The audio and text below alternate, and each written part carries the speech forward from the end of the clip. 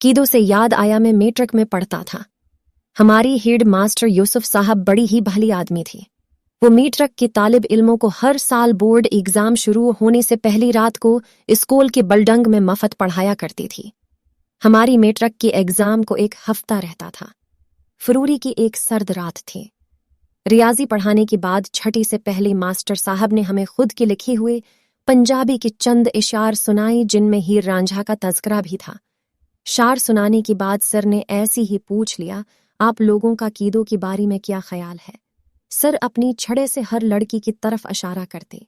वो जल्दी से अपनी जगह से उठकर एक जमली में कीदो के मुताल्लिक अपनी ख्यालात का अजहार करता और फिर बैठ जाता। कीदो बड़ा बेगैरत था, जिस सिरजी माँ वो भंग भी पीता था। मोहब्बत करने वालों का दुश्मन था। सरजिया उसका चाल चलन ठीक नहीं था, इसीलिए तो उसकी शादी नहीं हुए थे। सर समेत सब लड़के हंस पड़े। कोई लड़का भी कीदो को अच्छे करेक्टर का सर्टिफिकेट देने को तैयार ना था। ऐसी लंगड़े भंगी को कौन अपनी लड़की देता जो कुछ उसने किया। मैं तो उसकी दूसरी टांग भी तोड़ देता। एक लड़का जारिहाना अंदाज में बोला, शक्र है वहां कीदो नहीं था। उसका गुस्सा देख कर लगता था अगर कीदो उस वक्त वहां होता तो मेरा क्लास फेलो ये कर भी गुजरता। मोहब्बत करने वालों का कातिल था। सीधी से बात ही सिरजी, वो सीडिया वलन था। मेरे साथ बैठी हुई लड़की ने कहा। सिर ने अपनी छड़ी मेरी तरफ तान दी जैसे एक नाली शिकार पर तानी जाती है। मैं खड़ा हो गया। सिर ने मुझे आंखों से बोलने का इशारा किया। सर जी, मेरे नजदीक कीदो एक गैरतमंद शख्स था। क्लास के तमाम लड़कों ने गर्दन मोड़कर मुझे कहा जाने वाली नजरों से देखा। कुछ की आंखों में खून भी उतर आया था, जैसे ये उनकी गैरत का मामला हो। मैंने घबरा कर सर जी की तरफ देखा, जो मुझे संजीदगी से देख रही थी। सिर ने मुझे मुखातिब करके पूछा, बस या और भी कुछ कहना चाहते हो? नहीं सर जी, मैं तो बहुत कुछ कहना चाहता हूँ, मैंने सीना चौड़ा करके जवाब दिया। सिर ने फिर से अपनी आंखों से इशारा किया कि मैं बोलूं। हीर कीदो के घर की इज्जत थी। कोई भी गैरतमंद आदमी कैसी बर्दाश्त कर सकता है एक कामा नौकर मालिकों की बेटी से रंग रलियां मनाता पहरे। हम में से अगर कोई भी कीदो की जगह होता तो वो वही करता जो कीदो साहब ने किया। कीदो मोहब्बत का दुश्मन नहीं, गैरत की अलामत है।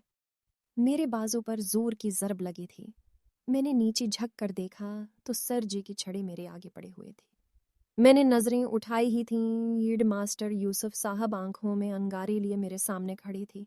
उन्होंने एक जोरदार तमाच मेरे गाल पर रखते हुए कहा, वड़ा कीदो दा हमाए थे। कोई इस वक्त मुझे जहर ला दी तो मैं वो भी कहा लूं। संदस ने अपनी भूख की शिद्दत की आखिरी हद भी बयान कर दी थी। बसमा मैं कैंटीन से कुछ लेकर आती हूँ। निदा को ये हल है सौजा था संदस का मुना बंद करवाने के लिए। बसमा ने भी खामोशी से अपनी रजामंदी दे दी थी। मुझे नहीं कहा ना कैंटीन से कुछ भी।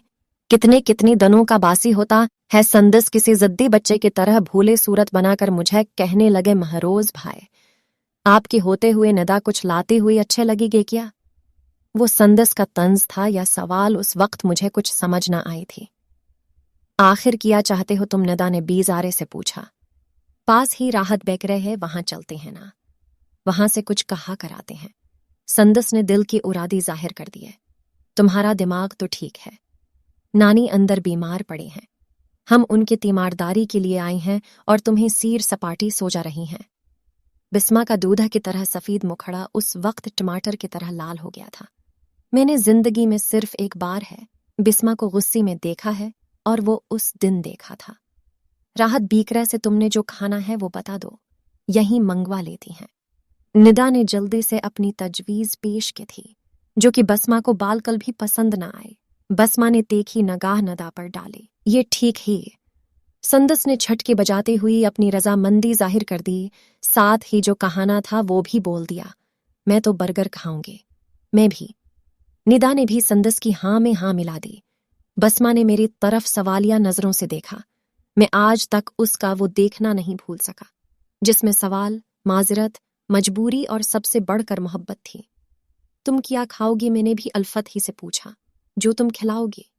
बसमा ने बोलने में कंजूसी से काम लिया, मगर उसकी नजरें उस दिन सखी थीं। उन्होंने जी भर कर मुझे देखा, मैं तो वो काम भी ना कर सका। मैं तो संदस ही से डरता रहा, मगर बसमा का डर खत्म हो चुका था। नबील की बकूल में तो मोहब्बत में भी नालायक लिल्लो ही था। चलो चलो पैसे निकालो। संदस की आवाज ने बसमा की तवज्जो अपनी तरफ मबजूल कराई।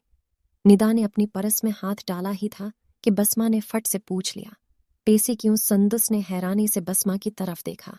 महरोज भाई कौन सा अभी कमाती हैं? संदस ने रुक रुक कर एक एक लफ्ज पर जोर देकर कहा, कमाती न भी हूं, तुम्हें बर्गर तो खिला ही सकते हैं। बसमा ने बड़ी मान के साथ संदस को जवाब दिया।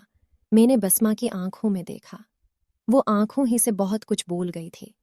मैं महरोज माजिद आज एक कामयाब बिजनेसमैन हूं, मगर सालों पहले ऐसा नहीं था। मेरे 22 साल की उम्र में इंतहाई सादगी के साथ शादी हुई थी। तब मेरा निया ही कॉलेज खत्म हुआ था। 2 छोटी बहनें हैं जिनकी शादियां हो चुकी हैं और वो दोनों अपने घरों में खुश हैं। अब्बू का चंद साल पहले इंतकाल हो गया। उम्मी मेरे साथ रहते हैं। पहले हम गवाल मंडी की छोटी से घर में 5 अफराद रहती थी और आज डिफेंस की बड़ी से बंगले में भी 5 अफराद ही रहते हैं। उम्मी, मैं, मेरी बेगम और मेरी 2 जुड़वां बेटी जौदान और रेहान। जौदान का बिजनेस की तरफ रुझान था।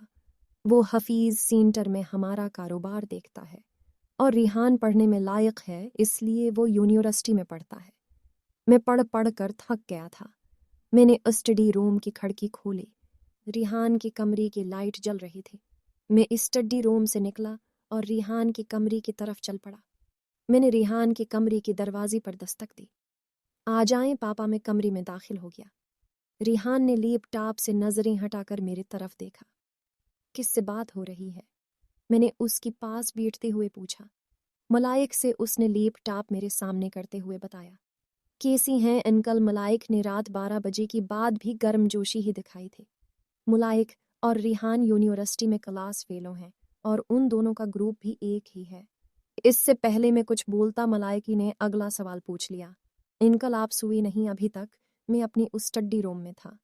आपके स्टोरी अभी तक कंप्लीट नहीं हुए? मलाइक ने हैरत से पूछा। प्रूफ रीडिंग कर रहा हूँ। इससे पहले कि मलाइक आज फिर से मेरे कहानी के बारे में पूछते, मैंने वहां से उठना ही बेहतर समझा।